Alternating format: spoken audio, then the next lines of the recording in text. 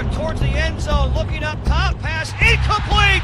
Ball game. After a thrilling overtime victory over Charleston Southern in the FCS Kickoff, the Bison turned their attention to Eastern Washington, the last team to beat the 5-time defending national champions in the playoffs. A 38-31 overtime loss in 2010.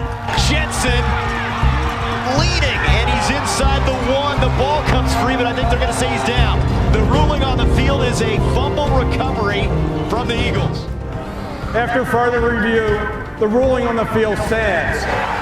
Much like the Buccaneers, the Eagles, a top 10 team coming into the Fargo Dome, are trying to knock off NDSU, a feeling the Bison are accustomed to.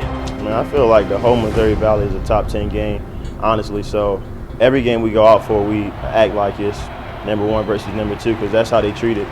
You know, it's another opportunity for us to get better and for us to play in front of our home fans. So it's going to be a good, fun atmosphere. The Eagles are flying high after a 45-42 victory over Washington State from the Pac-12. They get rid of the ball quick, and one thing we're going to have to do well is communicate. That's what this game going to come down to, who won it the baddest, who compete the hardest. Eastern Washington's offense is led by junior wide receiver Cooper Kupp, who leads the FCS in career receiving touchdowns and is fresh off a 200-plus yard performance against the Cougars. Just a phenomenal football player that is really fun to watch. I'm not excited about defending him, but what a great challenge for our defense. Although Kupp is the biggest threat, the Eagles' high-powered offense posted more than 500 yards collectively last week.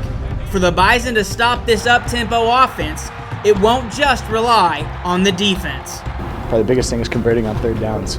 Kind of be able to pound on them and wear on them a bit, which is going to be big, and keeping our defense off the field. We need to carry the football more and be more effective. Now, whether that is, 15 and 15 for a couple of guys or 18 and 18, that's what we need to find out. When describing the Eagles' offense, the word quick is thrown out a lot, but that also could describe them on the other side of the ball as well.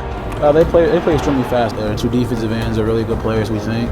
So we're going to have to find a way to get after them and stop them from getting to our quarterback. But overall, I think they play extremely fast.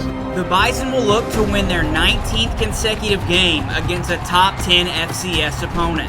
The game is scheduled to begin at 2:30 p.m. Central Time and can be seen on NBC North Dakota or ESPN Game Plan.